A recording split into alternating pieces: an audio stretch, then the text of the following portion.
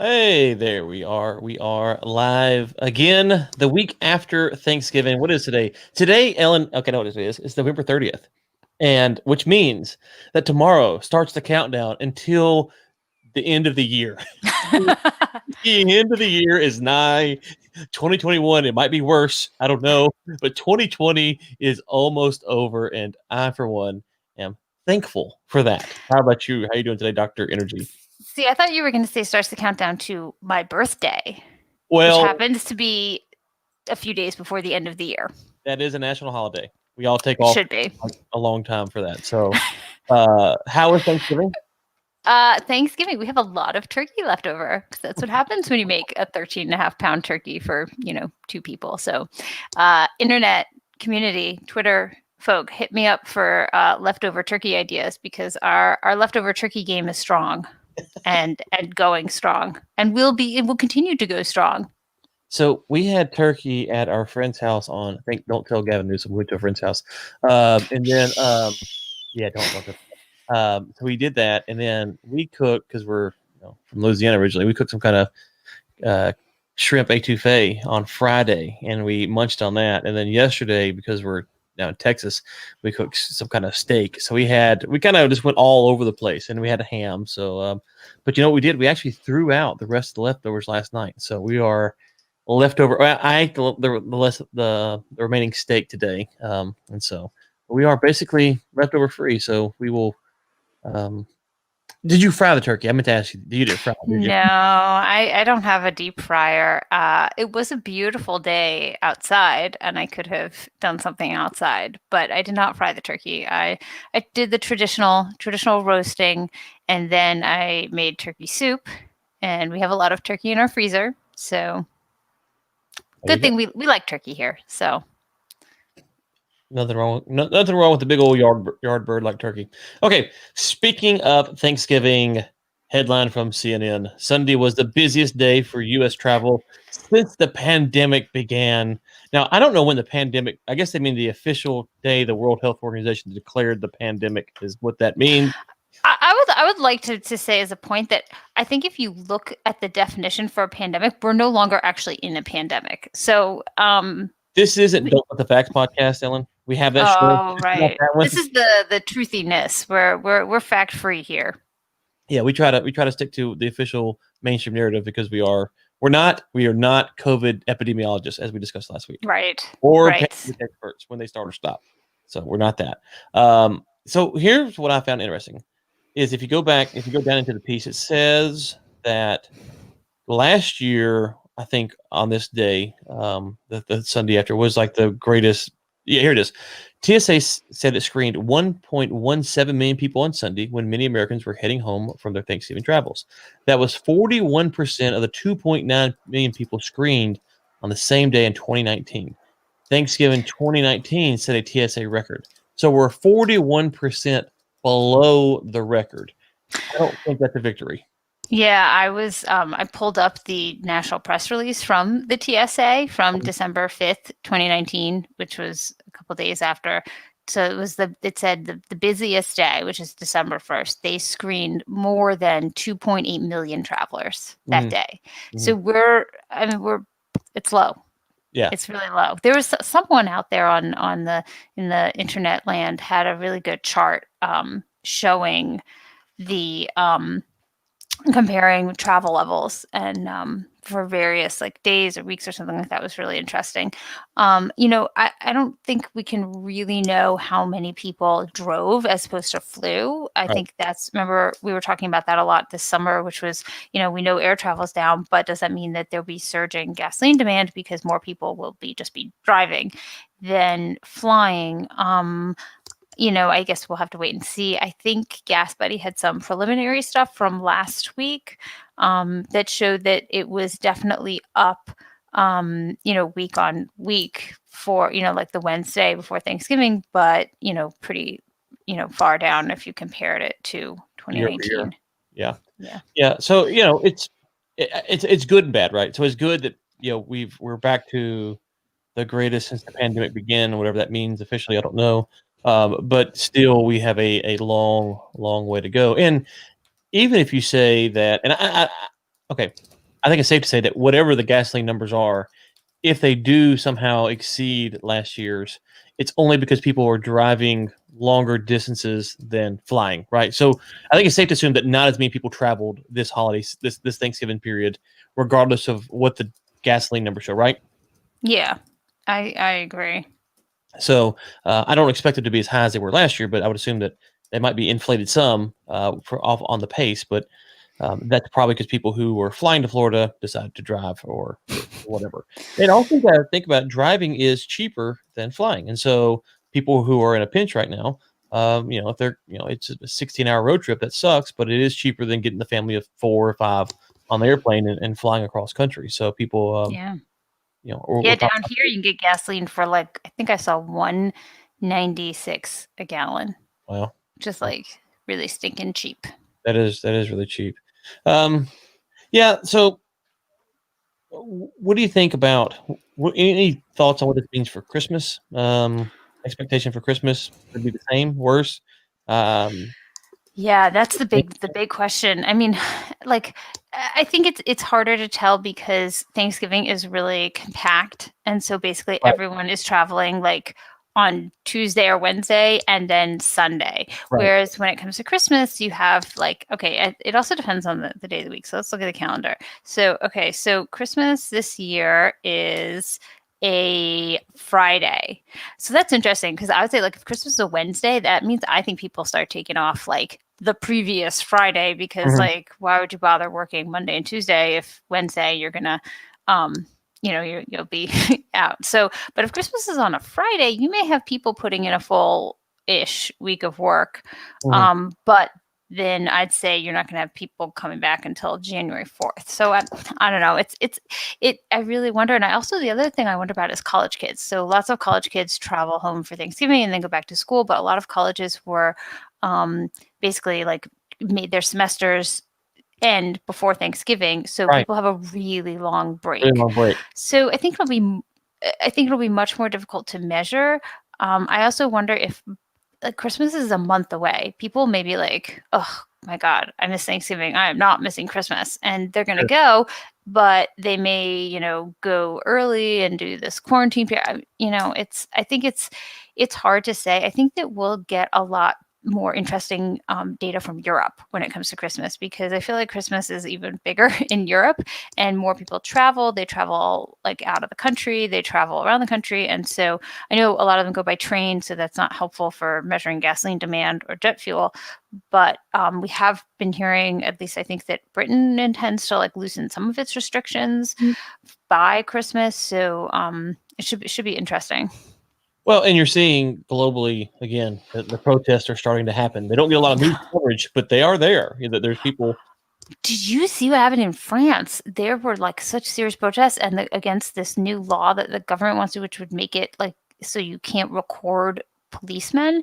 And because of Oh, those protests, they backed down. I just saw hmm, this news that they decided to change this law, which is I think very impressive. And it shows also how like these protests in Europe are actually effective at gaining the legislative mhm, moves that people want. So what was it? Was it Denmark was where they wanted to like force people to get the vaccine and even doctors were like, you can't take away our, authority. And they had these big protests and then they mhm. backed down. So it's interesting. And I keep wondering like, we're not really seeing that in the US. Is it because everything is so diffuse nationally like it really depends on your state and your county and your locality, so there's no kind of national cohesiveness when it comes to protesting things, or are Yeah, I we mean, just complacent in our democracy? well, so yeah, a couple things. And we have a question from a Ooh. reader, not reader, listener, follower, watcher, viewer. I need to get to in a second. So when you go to Paris, when you go to France, how many large cities like Paris are there? And I genuinely don't, top of my head, don't know the answer. There's probably a handful, but they're all relatively confined, close. Whereas in the states, you have New York on one side, and then you have L.A., San Francisco. All those are all those other countries. So I think you have a lot different populations that are spread out. You got Chicago in the middle, Dallas, Fort Worth, Houston. So I think that those are all different cultural hubs that have different feels. But you do see there was a video last week that came out in New York where I think it was New York where the food inspector or whatever was there, and I think it was a lady, and she was trying to shut them down and like, no, you're trespassing. Get off our property. And the sheriff was standing right there, and he wasn't really sure, or the sheriff's officer or whatever deputy, he wasn't really sure what to do. And they finally ran the building inspector or whatever out of the building. Now they'll probably come back and SWAT team them and all kinds of stuff. But now they push back. But the other thing to keep in mind is the Supreme Court just ruled for some. I think it was a Jewish community in New York about religious organizations, and they can hold their services without restrictions, at least in New York. Those are wins that you might see in the U.S. that push people to push the limits a little harder, thinking now that they have the Supreme Court backing them, saying, you know what, okay, you might get us today, but the Supreme Court's on our side, and so we're going to challenge this down the road. So I'm curious to see how that will affect. And the governors and stuff might be a little bit more reluctant to have their authority challenged because they might feel like they would lose at the Supreme Court level. And that's something that's kind of hard to measure because you might not see them just do stuff in the future, but it might be because they're afraid that they would lose ultimately to the Supreme Court. And if there's one thing politicians hate it's losing, right? It's losing. It's losing. Oh, yeah. Okay. Yeah, exactly. Well, we had a question come in. Okay, you can see the screen, can't you? Yes. Okay. Did you guys hear about the app Get Upside? It's a great way to save on gas. I'm not familiar with it, Miss Wald, or you? I'm not. I think probably back in the days when I was commuting like 120 miles a day, 3 days a week to work, I probably would have been more interested. Also, gasoline prices were like up almost $3 a gallon then. Right. But I haven't really been like pushing on to save gas money, but I bet it's great. Get Upside is the app. I drive an EV, as we all know. So, okay, I like that. Okay, let's go to our next story. OPEC oil output rises for 5th month on Libyan recovery. Reuters survey shows. Okay, we're back. Libya, took like a hiatus from the news. But now they're back. They are back, and they are in the news. Ms. Wald, what do we make of this? Yeah, I think we make of the fact that, and this is probably playing into to OPEC's deal today. OPEC basically agreed or didn't really agree to do anything and decided to reconvene tomorrow before the OPEC Plus meeting, even though everybody still thinks that they're going to do a 3-month extension. So it's kind of interesting. But I think that what everyone needs to remember about, no matter what OPEC decides to do, there's more oil on the market, and that's Libya. And right now, it says, so the survey found that OPEC production was up 750,000 barrels per day from October. But remember, Libyan production didn't really start coming in, I think, until November, and it's still increasing. So I think that we're going to get more Libyan oil on the market. And Libya is, I think they're kind of kicking the can down the road when it comes to Libya because they're going to have to deal with Libya and getting Libya to adhere to these cuts. But they said basically that they're not going to deal with it until Libya hits its like October 2018 baseline, which I think is 1.8 million barrels per day, maybe, or maybe it's 1.3. I can't remember exactly. I know I wrote it in some article somewhere, so don't quote me on exactly what that number is. But Libya says they're going to hit it soon. Now, whether they do actually hit it is different from they say they're going to hit it, but that means that basically, like, come March, at the very least, OPEC's going to have to deal with this. And if they kick it down to June, I mean, like, they've got to deal with this because otherwise it's just going to mess with their compliance. Yeah, in Libya, wait, hold on. It's not going to mess with their compliance because technically Libya is exempt, but it's just going to mess with their overall numbers. Sorry. Yeah. So, but Libya ramped up. It went from like 700,000 barrels to like 1 million barrels a day within like not a week, but more or less, a few weeks. It was. Yeah, I mean, when you have the pump shut off for that long, you got a lot of pressure. And we got this. So for those listening, I do not drive an EV. So you don't look. Did someone ask what kind of EV you drive? Yeah, my EV takes diesel. So okay. Anything else on? Oh, so you said let's go talk about OPEC. So you said that they kind of kicked the can down the road. I thought I read that they're extending for 3 months. Did I read that wrong? Well, they haven't officially agreed to it. Basically, Oh, yeah, they haven't officially agreed to it. Iran was like, yeah, that's basically what, we're all basically in consensus, but not official consensus. So they didn't have a press conference and issue a statement. I think it was kind of late in certain people's area of the world. oh. Although not that should really keep them. Like last November at the OPEC meeting, I remember it was like really, they stayed so late in the secretariat. It was like 11 o'clock when they finally left. Cause I remember I was there with a bunch of other analysts. Like we stayed till like the bitter end when we saw them leaving. And then, and not so easy to find like dinner at, 11 at night in Vienna. But I guess, Zoom fatigue and whatnot. So they called it quits. Zoom fatigue is real. Oh, Let me yeah. just say that. I'm like, oh man, I'm not big on going to conferences, but Zoom fatigue, it's brutal. Oh, yeah. Zoom conferences are like, it's like all the exhausting parts with none of the like adrenaline that you get from like, conferencing all day. Like this session and none of the coffee breaks. I don't, yeah. I feel like Yeah. that's a whole nother episode. Did you watch the greatest Thanksgiving movie ever made this past week by any chance? There's only one answer. What is that? Is it Planes, Charlie Brown? Trains, and Automobiles. What is it? Planes, Trains. Oh no. That's a Thanksgiving movie. That's true. He's going home for Thanksgiving, and there's a line in there, and it's so good. He goes, "I could sit through." It's Steve Martin's character. Goes, "I could sit through any insurance conference seminar for days, just listening to them drone on with a smile on my face." And they would say, "How did you do it?" And I would say, "I put up with Dale Griffith," and they'd go, "Yep." I just love that line because anyone who's been to these conferences for days, whatever it is, you just know. I remember I was at a battery technology conference one time, and it was like, oh god, oh, I can't. Let me just say, you haven't been to a conference. We've been to an academic conference.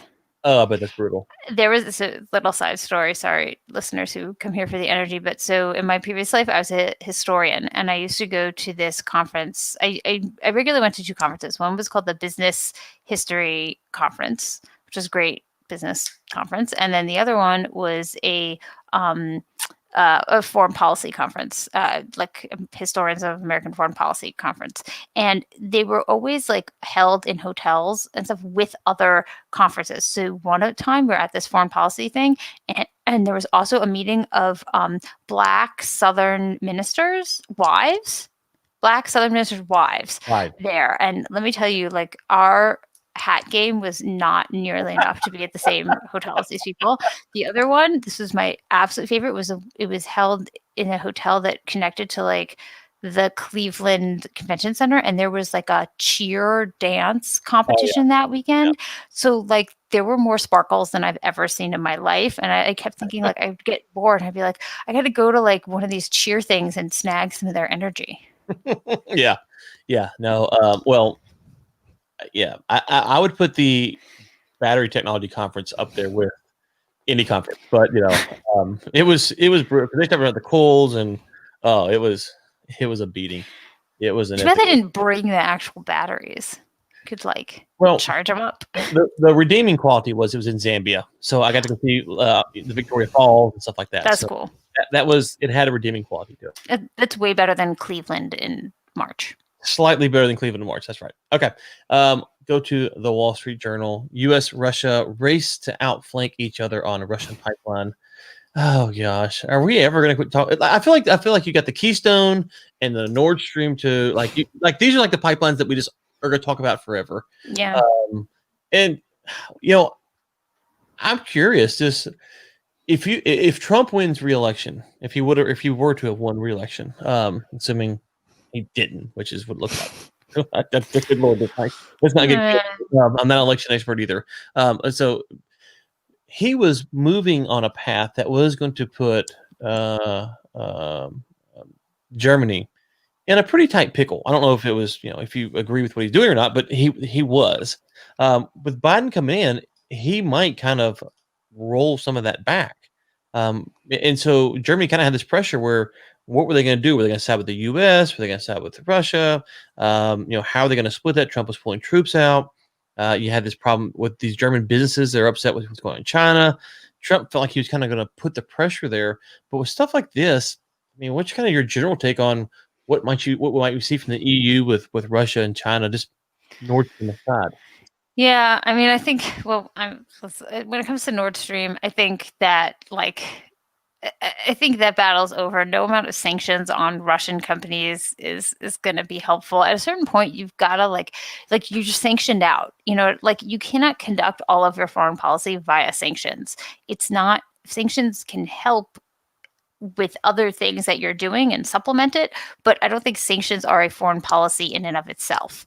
And I think I actually wrote about this like 2 years ago or something, that kind of give it up with the Nord Stream 2 pipeline. Like it's probably going to be built.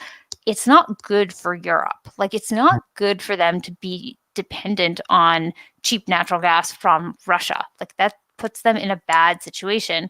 The best thing that we can do, I think, is to try to help them diversify their sources of natural gas, which I think was something that the Trump administration really was working for. I mean, you saw these deals with Poland for U.S. LNG, and yeah, it is a bit more expensive to, buy and transport LNG, but natural gas in the U.S. is really freaking cheap.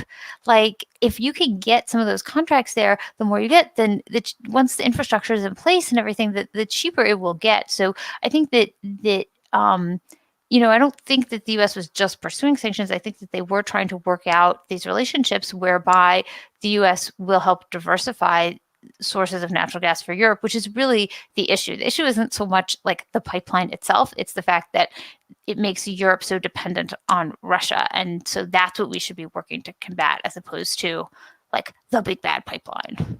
Well, yeah, so I agree. Germany does have, or did, I don't know where they're at in the process now, at least about a month ago I looked at it. Germany had the ability to stop the pipeline via permitting, or they had some avenues they could have stopped it. So the U.S. Pulling troops out or whatnot could have done it. I've equated to this, and maybe I said in the show, I know in the newsletter, is essentially what it feels like is Germany decided to get in bed with the mob, and then they want to be in bed with the mob, but they want us to protect them from the mob that they willingly want to be in bed with. Like that's kind of the right? Yeah, I mean, I was definitely in the corner of like, I mean, come on, Europe, you've got to acknowledge that we've been paying for your defense for all of these years. So, cut us like, just at least acknowledge that that's what we're doing and like pay your dues to NATO. That was well, right. Apparently, that makes me like some kind of weird right-wing fanatic, if I believe that. But that's me. That's you. It's you. I'm the giggling co-host. So there we go. And I'm apparently a right-wing fanatic because I think that NATO members should actually pay. There's a question for you, Miss Wald. Isn't Tellurian working on it? Yeah. So, and I actually did hear a really interesting talk from the CEO of Tellurian at this year's Zoom. Well, I don't think it was technically on Zoom, but whatever, virtual ADIPEC conference, where she talked about all of the places that they are sending LNG to, and it's become so much more diversified. It's like 20 countries or something, or at least that they are in the U.S. But I just think that when you're trying to set these things up, the contracts are so huge that diplomacy is helpful. And as a historian, like I've seen this, like the U.S. State Department was involved very heavily with the negotiations between American-run Aramco and the Saudi government. There's nothing wrong with, the ambassador and State Department people or Energy Department people getting involved in these kind of negotiations. That's how it's always been done. And I just think that I feel like we were just like chipping at the tip of the iceberg with this during the last 4 years. And that's something that really could be improved upon and would really help with this issue of the mob and the big bad pipeline. Well, I think we have to just kind of or we could just bomb Russia into oblivion. There's always that. There's plenty of people in DC who would would vote for that right now. But I think, okay, there's a podcast called The Pacific Century, and so it deals with Asia. It's the 21st century, maybe the Pacific century, and China appears to be poised to grow America's greatest rival. Da da da. And so I would recommend the Pacific century to anyone who's interested in kind of China, Asia stuff. But they talk about Russia on their. I'm going through the podcast, so I'm still behind. I started and I'm in started in 18. I'm in 19 now, 2019. So still got a little bit ways to go. But they made a passing comment the other day about Russia and just kind of how Russia is really not the powerhouse. So we talked about this on this show before, and I think we really have to decide who and who is not really a viable threat. I don't even like to use that term, but a viable threat to the United States of America. So if you kind of go back to post 9/11 diplomacy, well, by that standard, anyone who can strap on a bomb or fly a plane is a threat, right? So that means literally every country could be a threat. Yeah. Well, that's just silly, nonsensical.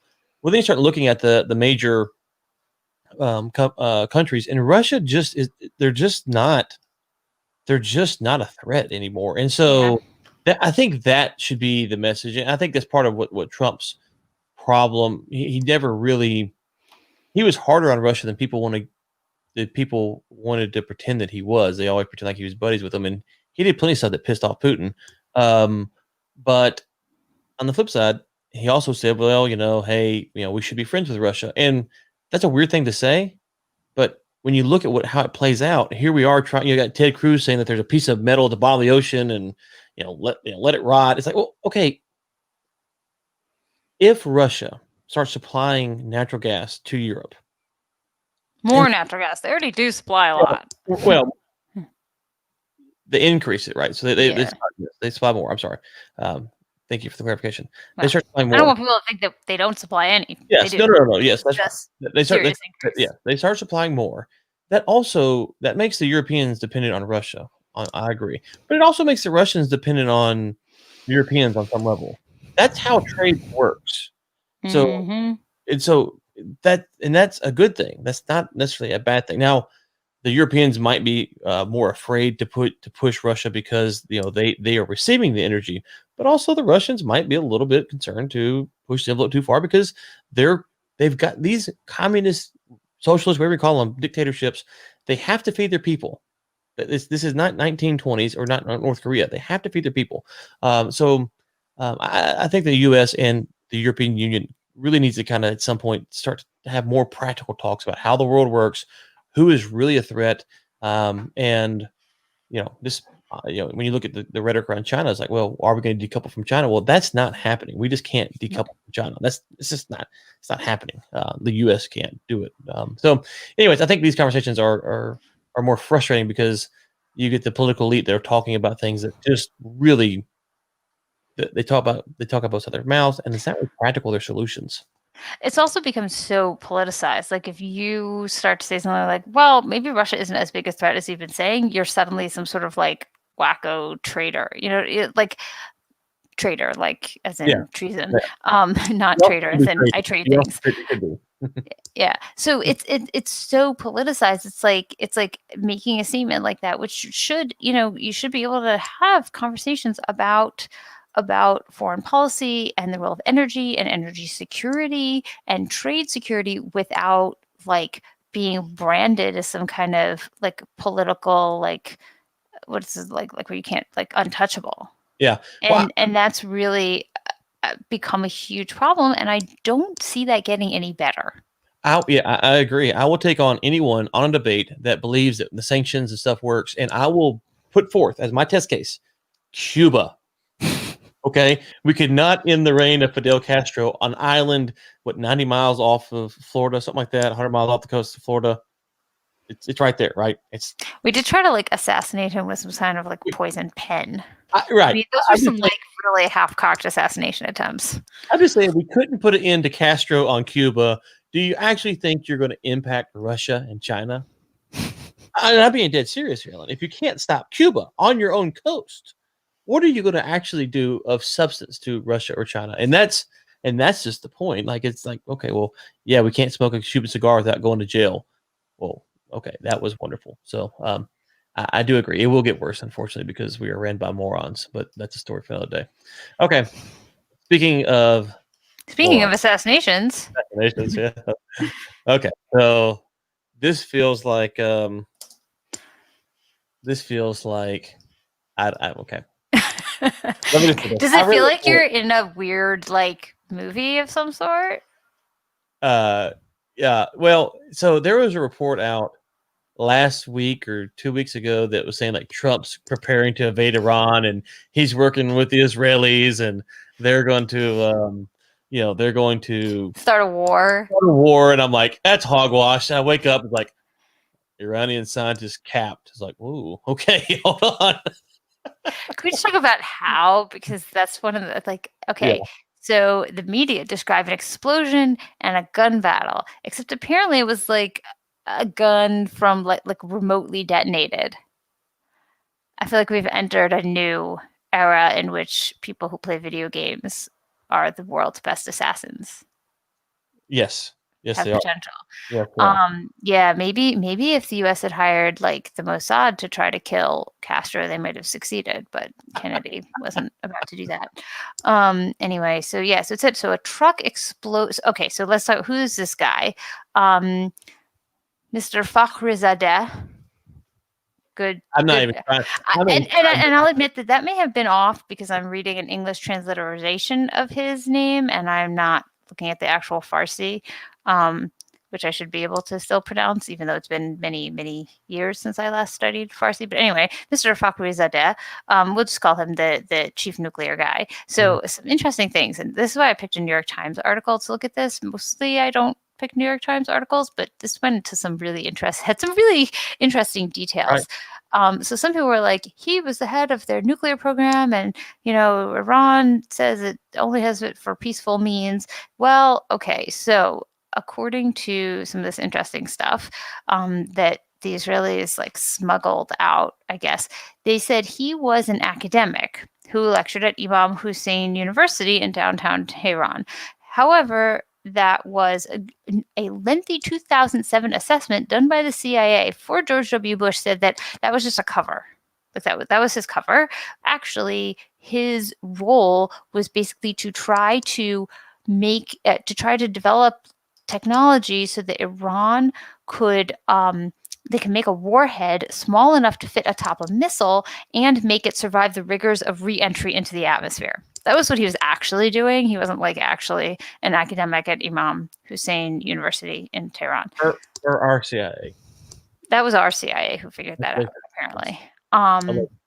So yeah, and also apparently the International Atomic Energy Agency demanded that their inspectors be able to question this guy, and Iran never agreed to that. So like whenever you say like Iran is totally complying with everything, well, apparently they didn't do that. So they just have a shadowy figure.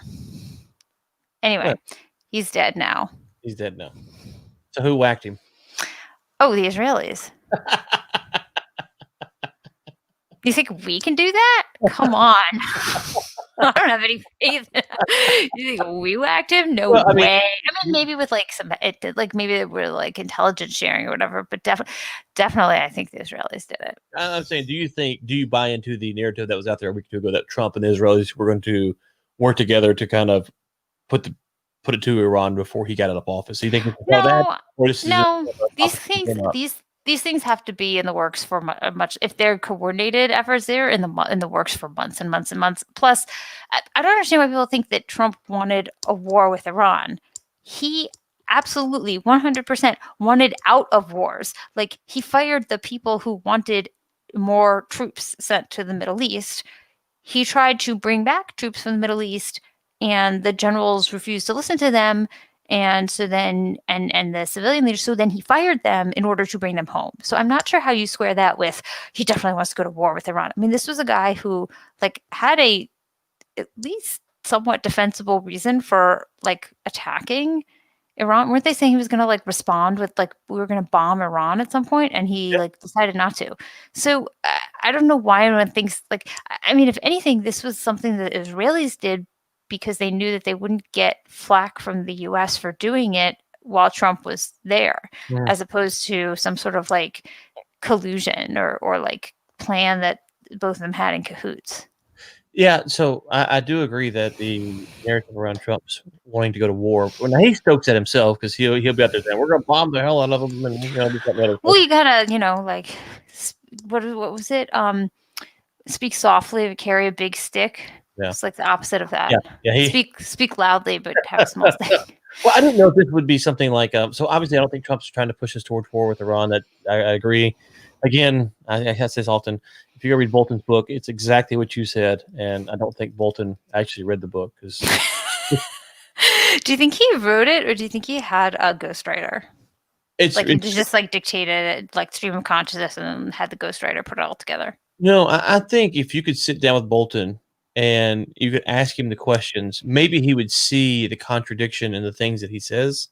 I don't think he actually sees himself. Like, I don't think he realizes when he's critical of Trump for not doing something or doing this, and then by the time the book is released, it's shown that that Bolton was wrong and Trump was right. Like, I don't think he, in Bolton's mind, we still should wouldn't bomb those people. like like. So I don't like if you could sit down and point it out to him that like, hey, this is what you say, and yeah, I don't know, but he does point that out a couple times that Trump wanted out. And did you hear about the diplomat? Did we talk about this? The diplomat who said they lied to Trump about the troops in Syria. Yeah. Oh Yeah. yeah. I mean, Yeah. like, who does that? Right. Yeah. Like, Yeah. can't you get convicted of like treason or I something? would think so. So yeah, I didn't know if this would qualify as one of those high value targets that the Israelis and the Israelis and the U.S. have been working on for some time, and Maybe the Russians wanted him out, though. I mean, like, if we're looking everywhere, maybe the Russians were. I don't know. If Putin was the troll he should be, he would come out and like support this assassination. He should come out and be like, "Thank God America did this," because the media would lose their mind. Like, oh my gosh, we're doing Putin's work again. Yeah. Oh my God, the number of ways that he has to screw with the U.S. is just phenomenal. Oh yeah. So Iran says they're going to do something. I don't think Iran really can do anything because they kind of got a hall pass on shooting that airliner down. Like that kind of. Yeah, you're right. See, I've already forgotten about that. Yeah, they got off so easy. They got off so easy. They got off so easy on that, and so I don't know how long they can do that. But we killed Soleimani, we killed their or whoever the Israelis killed their scientists now. I feel like you got a few more high level targets you can take out before they can be like, okay, we paid our due. Well, I heard was it just today they said that the head of the new head or whatever of the IRGC in Syria and a bunch of guys were taken out. I don't know who killed them exactly, but apparently they're also dead. And apparently the Israelis also assassinated the head of Al Qaeda in Iran. He was in Iran, and they assassinated him along with I've got to find this line because it was really interesting. They said here we go. So in Al Qaeda on August 7th, they gunned down. He was Al Qaeda's second highest leader. He was gunned down on the streets of Tehran by Israeli assassins on a motorcycle on August 2nd. They claim it was at the behest of the United States. And this guy, his name was Abdullah Ahmed Abdullah, but he went by a nom de guerre, Abu Muhammad al-Masri. He was accused of being one of the masterminds of the deadly 1998 attacks on two U.S. embassies in Africa. They killed him and his daughter, Miriam, who happened to be the widow of Osama bin Laden's son, Hamza bin Laden. Wow. Okay. So this is not so that's what I'm saying. It seems like there's a bunch of things, and it seems to me like this may have been in the works for longer than since November 3rd. Tinfoil hat time. If you are going to do assassinations in the middle of a pandemic towards the end of the year, this is the perfect time that no one's paying attention to anything. Yeah. Holiday. You can't travel. You're just frustrated. You're getting the eggnog out. You're eating the 13-pound turkey for 4 days straight. Who cares who was killed? Whatever. So I want to know more about this remote gun that they used. Yeah, I don't want to know too much. I feel like you start searching a lot on the internet and you get a knock at the door. It's like, I was just for the podcast. That's all it was for. So anyway, all right. Wald, All right. To answer one of our questions, I think from last week, we had a question about can you see oil transfers on satellites? I've totally forgot about this, but I wanted to answer that question because I did some digging. Well, we were talking about who was it? The pirates that were stealing the oil. Remember? Yes. Okay. Yes. So I inquired with Samir Madani, who runs tinkertrackers.com, to see whether that could be seen. He said that it would probably be a small tanker if they were trying to do this, like only like 10,000 barrels at a time. But he said he once ID'd a pirate vessel by satellite trying to board a Suezmax last year in that area, and he's able to identify it based on like a visual cue. So yeah, apparently you can see that stuff. So, cool. There you go. Yeah. All right. We are not experts on that either, just so we're clear. That's why we check with the experts. Talk to the experts. So that's what we do. Okay, Ms. Wald. We will be back next week, Dr. Foreman the week after, and we are going to be here straight through the holidays. So a lot of Energy Week conversations. I got to say, I'm a little nervous before we get off here. WTI is at 44.82. 44.82. Oh, so close. No, I gotta get below 35 though. Remember? Oh, right. You got to get below 35. Well, in that case, you should root for like a total blackout in OPEC Plus tomorrow. Like everyone's Zoom goes down at once, and they can't have the meeting, and so I don't know what the price is doing. It makes no logical sense, but it's on a vaccine high. It's on a vaccine high. Well, it must have gotten the Moderna vaccine, the Pfizer vaccine, and we got all of them. All of them. So, where will you be this week, Ms. Wald? Let's see. This week I was on Bloomberg a bunch talking about OPEC, and also on the BBC World Business Radio program. I will be on investing.com later this week, doing a kind of wrap up of what's going on with oil prices. And that's it so far. Okay. War Room newsletter. And we did get one more comment. We will leave with this. Between identification and someone calling for help, the pirates will be gone. Yes, I think the original context of the question was, I don't think it was a question, but we got discussing about those tankers, and they were siphoning off the oil from the tanker to the pirate ship. It was just like, how does that seems. Yeah, but I think that if you can have identified the ship, once you've identified the ship, you can continue. Once you visually identified it, as opposed to like with a AIS transponder, you can track it, so they could then find out where it's gone and apprehend them later. But if you're out there at sea and pirates are boarding your ship, it's very unlikely that help is going to come in the immediate sense. Which is why they should have armed guards. I don't know why they don't. Okay. Anyways, we will be back next week. Right? Yeah, we're back. I just said that. So we're back next week. Thank you for tuning in. All right. Let's see if we can get to Ryan's prediction. I feel bad for predicting that now. Like the price is going up. I'm like, 35, come on. I just need $34.99 for 1 second. That's all I need. And then I will have one. All right. All right. Then you'll win.